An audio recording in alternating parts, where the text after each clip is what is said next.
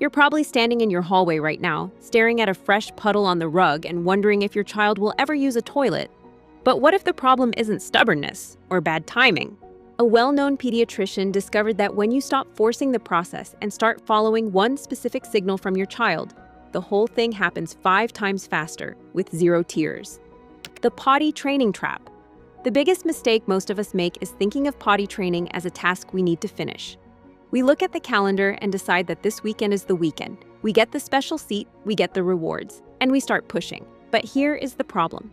When you force a child to do something their body isn't ready for, you trigger something called the control paradox. This is a big deal in child psychology. The more you push a child to control their body, the more they will resist you to prove they have autonomy. They want to be the boss of their own skin. When we turn the bathroom into a place of pressure, the child's brain sees it as a threat. Their fear center kicks in and they shut down. You might see them get angry or even start hiding when they need to go. This isn't defiance, it is survival. Another major trap is the backup diaper. If you tell a child they are a big kid now, but then put a diaper back on the second you leave the house because you are worried about the car seat, you are sending a mixed message. Their brain loves predictability. When the rules change based on your convenience, they get confused and stop trying. We also often rely on screens to keep them sitting on the potty. We think that if they just sit there long enough while watching a show, something will happen. But as we know from brain development research, overusing screens actually reduces the time babies get for real interaction and learning. They need to be aware of their body, not numbed out by a tablet. If they are staring at a screen, they aren't feeling the signals their bladder is sending. To speed this up 5 times faster, we have to move away from these traps and move toward the child-oriented approach. The science of why Brazelton works. Dr. T. Berry. Brazelton was a genius because he spent years watching how children actually learn. He published his findings in 1962 and later wrote a book about it because he saw that the old way of forcing kids was failing. His method is all about interest and cooperation. It is a slower paced start that leads to a much faster finish because there is no fear involved. Think about it like this. You wouldn't try to force a child to walk before their legs could hold their weight. You wait until they start pulling themselves up on the furniture. Potty training is exactly the same. It is a physical skill that requires the brain and the body to be in sync. When a child feels like potty training is their own idea, they put in the effort. They want to be like you. They want to master their world. The Brazelton method focuses on building that internal drive. Instead of you being the person who enforces the rules, you become the guide. You are there to help them succeed in a goal they have set for themselves. This removes the power struggle entirely. When there is no struggle, there is no stress. And when there is no stress, the brain can actually learn the new neural connections needed to control the bladder and bowels. This is why it feels like it happens so much faster. You aren't wasting time fighting. You are spending all your energy on making progress. The 7 readiness signals. Before you even think about buying a potty, you need to look for the 7 signals. This is the part where most parents jump the gun. If you start too early, you are just going to be cleaning up messes for 6 months. If you wait for these signs, it might only take a week. The first sign is that they aren't as excited about walking or being on their feet all the time. They are finally able to stay still long enough to sit down for a few minutes. If your kid is still a perpetual motion machine, they aren't ready to sit on a potty. The second sign is receptive language. They need to understand what you are saying. If you tell them to go get a ball and they can do it, they have the language skills to follow potty instructions. The third sign is a big one. They can say no. I know we usually hate it when they say no, but in this case, it is great. It means they are starting to make up their own mind. When they eventually learn to use the potty, they will feel like it was their idea, not yours. The fourth sign is that they start putting things where they belong. If they start putting toys back in the bin or shoes by the door, they are learning that different things have a specific place. This is a huge mental shift. They are getting ready to understand that poop belongs in the potty, not in a diaper. The fifth sign is imitation. Do they want to use your toothbrush? Do they try to put on your shoes? If they want to do what you do, they will want to use the potty because you use the toilet. The sixth sign is predictability. Do they have a bowel movement at the same time every day? Does their diaper stay dry for an hour or two at a time? This shows their body is physically maturing. Finally, the seventh sign is body awareness. They might start hiding in a corner to go, or they might pull at a wet diaper because it feels gross. They are starting to connect the feeling in their body with the result in their diaper. Once you see most of these signs, usually around 2 years old, you are ready for step 1. Step 1 and 2, creating the safe zone. The first step in the Brazelton method is to go out and pick a potty with your child. This needs to be their potty. Let them choose the color or the one with the stickers they like. This gives them a sense of ownership right from the start. You aren't just bringing a strange plastic object into their house, you are getting them a new tool that belongs to them. Once you get it home, put it in the bathroom or wherever you spend the most time. Step 2 is just letting them sit on it with their clothes on. This sounds way too simple, right? But it is very important. We want them to feel that the potty is a safe, comfortable place to be. There should be zero pressure to actually go. You can even bring it into the living room while they are watching a book. The goal is to make the potty a normal part of the furniture. During this stage, you should practice modeled calm. Sit on the big toilet while they sit on their little potty. You can read a book together, sing a song, or tell a story. This is about connection. You are showing them that this is what humans do. We sit here and we take a break. If they want to get up after 5 seconds, let them. We are building a positive association. If they get upset or scared, stop immediately and wait a few weeks. We never want the potty to be a source of fear. We are teaching the body to be relaxed in this position. Step 3, connecting the diaper to the potty. Once your child is comfortable sitting on the potty, it is time for step 3. This is where we start to show them what the potty is actually for. When your child has a bowel movement in their diaper, take them to the bathroom. Then, together, you are going to empty the contents of the diaper into the potty. You want to explain it simply. You say something like, "Look, this is where the poop goes. It belongs in the potty." This helps them make that mental connection we talked about earlier. They start to realize that the stuff in their diaper and the new plastic chair are related. This is also the best time to start teaching the routine of hand washing. Even though they didn't actually use the potty themselves yet, you are building the sequence of events. You go to the potty, you put the stuff in, and then you wash your hands. You are using what experts call neural architecture. You are building the habit before the actual skill is even there. This makes the later steps feel much more natural. You aren't asking them to learn 10 new things at once.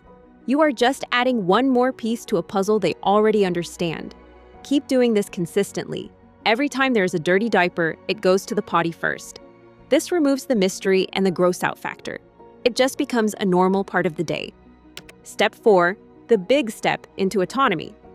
Now we get to the part that feels like real progress. Step 4 is often called the big step. This is where you ask your child if they want to take their diaper off for a little while. You aren't putting them in undies yet. You are just letting them be bare from the waist down in a specific safe area of your house. Keep the potty right there with them. The reason this works so well is that it removes the barrier. Toddlers have a very hard time with buttons, snaps, and even tight elastic. If they feel the urge to go but have to fight with a diaper, they are going to give up and just go in the diaper. By letting them be bare, you are giving them a chance to succeed. They can just sit down the second they feel that signal. During this stage, don't hover. Don't ask them every 5 minutes if they need to go. That just creates stress. Instead, just let them play. If they choose to sit on the potty and actually use it, stay calm. This is a common mistake. Parents get so excited that they start cheering and clapping and throwing a party. But for a toddler, that big reaction can actually be overwhelming or even scary. It puts a lot of performance pressure on them. Instead, just give them a calm compliment. Say, "You use the potty. That's what big kids do. Good job." Keep it steady. You want them to feel like this is a normal, natural part of growing up, not a circus act. Step 5, moving to training pants. If your child is consistently using the potty during their bare bottom time, you can move to step 5. This is where you introduce training pants.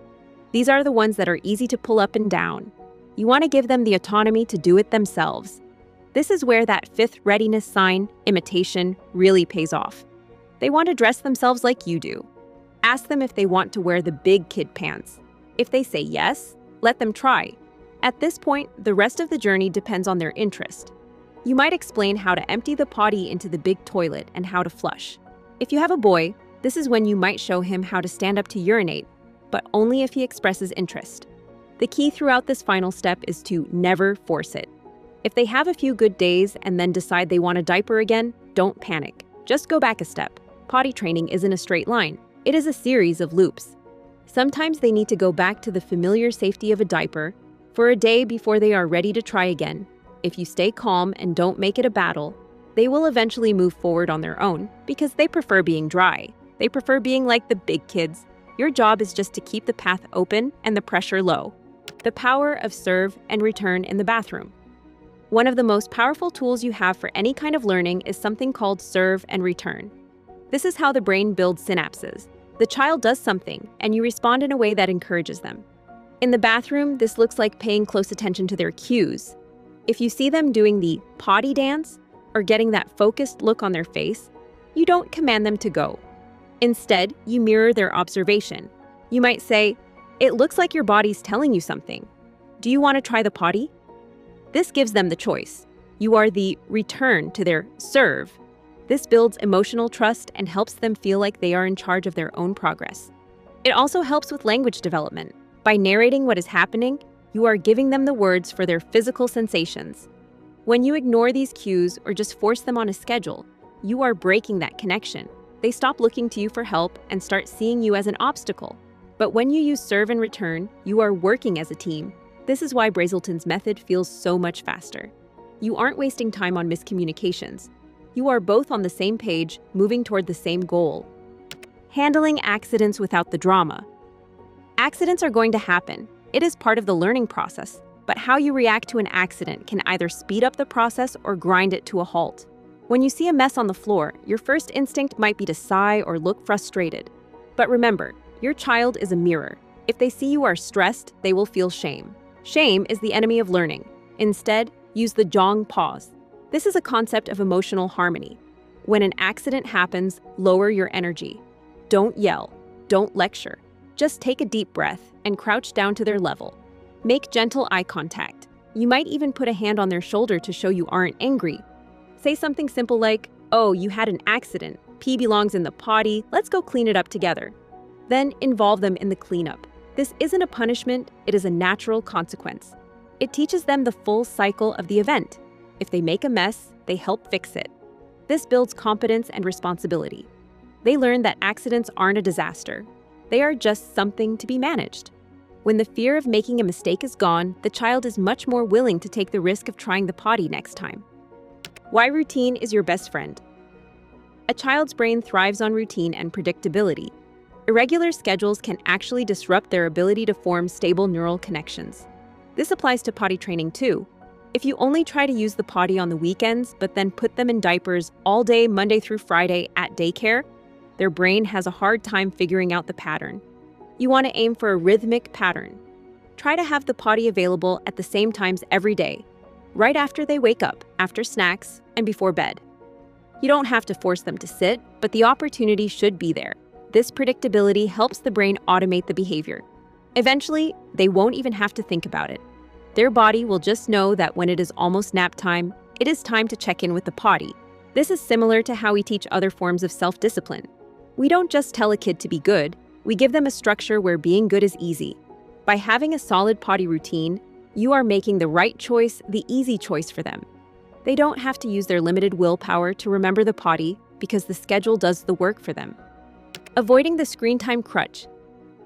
It is so tempting to just hand them the phone so they will stay on the potty for 10 minutes. But as we discussed earlier, screens can be a real problem for brain wiring in the early years. Babies and toddlers need real interactions, talking, eye contact, and playing. When we use screens to entertain them on the potty, we are removing the sensory feedback they need. They need to feel the transition from a full bladder to an empty one. They need to hear the sound of the water.